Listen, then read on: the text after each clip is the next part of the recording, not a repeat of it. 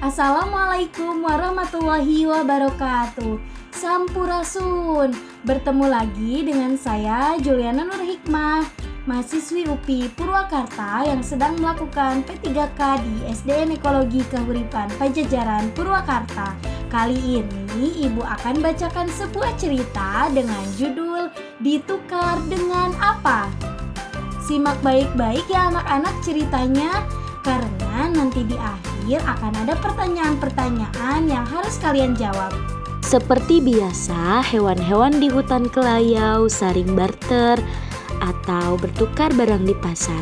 Mereka menukarkan hasil kebun atau barang yang mereka punya dengan barang yang mereka inginkan. Kak Kancil membawa jagung dari kebunnya. Ia ingin menukar jagung itu dengan kangkung, sebab ia ingin makan kangkung siang ini. Sementara itu, dak bebek baru saja memanen kangkungnya. Jumlahnya terlalu banyak untuk dimakan sendiri. Dak bebek membawa kangkung ke pasar dan berharap bisa menukarkan dengan padi atau jagung. Kak Kancil senang bertemu dak bebek. Mereka berdua sama-sama senang karena mendapatkan barang yang mereka inginkan. Namun, tidak semua hewan dapat bertukar semudah itu. Ella pelatuk menginginkan bunga untuk menghias rumahnya. Dia sudah membuat sendok kayu sebagai penukar.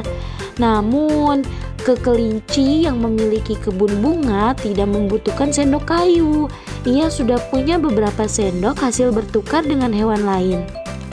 Hen ayam tertarik ingin memiliki vas, tetapi Ella tidak memerlukan ubi yang ditawarkan hen.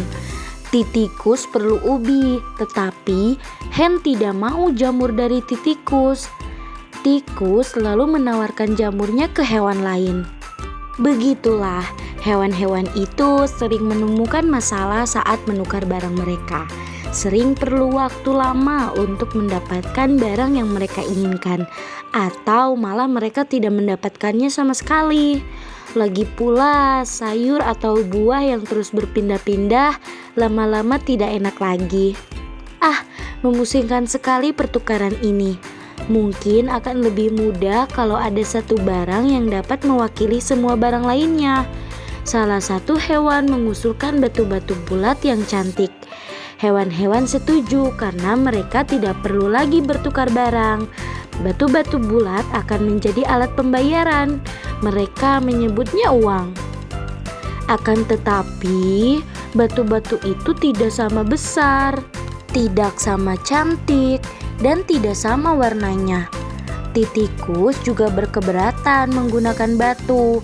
Batu-batu itu terlalu berat baginya. Ella pelatuk kemudian mengusulkan untuk menggunakan alat pembayaran dari kayu. Ella bisa membuatnya berukuran sama. Kepala desa Beru senang sekali dengan usulan Ella. Ella ditunjuk sebagai penanggung jawab pembuatan uang. Ella membuat uang kayu itu berbentuk bundar supaya lebih nyaman untuk dipegang. Saangsa menawarkan diri untuk menggambarnya.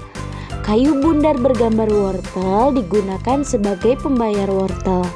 Uang kayu bergambar tomat sebagai pembayar tomat.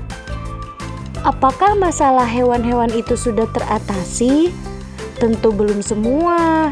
Sistem baru ini masih merepotkan. Titikus menginginkan kacang, tetapi dia hanya punya uang bergambar pisang. Ia harus berusaha menukarkan uang pisangnya dengan uang kacang. Lalu Kak Kancil punya satu uang bergambar wortel yang bisa buat membayar 4 wortel. Tetapi dia hanya memerlukan 2 wortel. Andai saja uang kayu ini boleh dibagi 2. Ya, itu jawabnya. Ella akan membuat uang kayu dengan ukuran yang berbeda. Saangsa juga muncul dengan ide cemerlang. Ia tidak lagi akan membuat gambar tomat, wortel. Setelah mereka berdiskusi, diputuskan bahwa Ella pelatuk akan membuat uang kayu dengan 3 ukuran berbeda. Ada kecil, sedang, dan besar.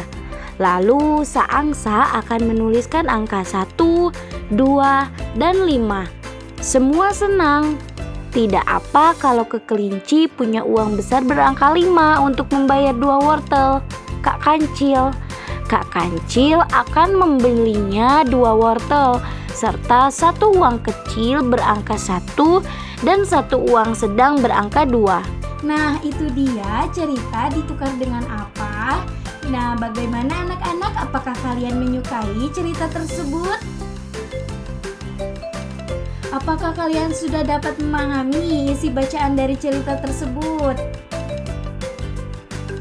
Dari cerita tersebut dapat disimpulkan bahwa hewan-hewan di desa melakukan sistem barter.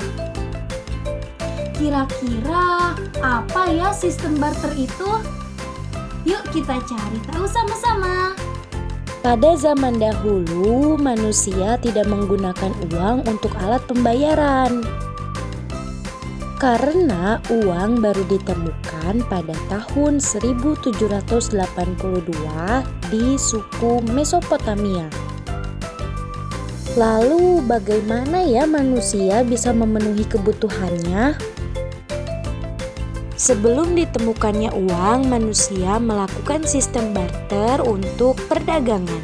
Jadi apa itu sistem barter? Barter adalah kegiatan tukar-menukar tanpa adanya perantara uang atau alat bayar lainnya. Karena pada dasarnya manusia tidak mampu menghasilkan barang yang mereka butuhkan. Makanya mereka melakukan sistem barter untuk memenuhi kebutuhannya. Lalu bagaimana contoh dari sistem barter? Misalnya, Adi mempunyai kue, tetapi ia tidak mempunyai beras. Adi ingin menukar kue itu dengan beras yang dimiliki oleh Jaka. Sehingga Adi harus melakukan kesepakatan dengan Jaka untuk memperoleh apa yang ia inginkan.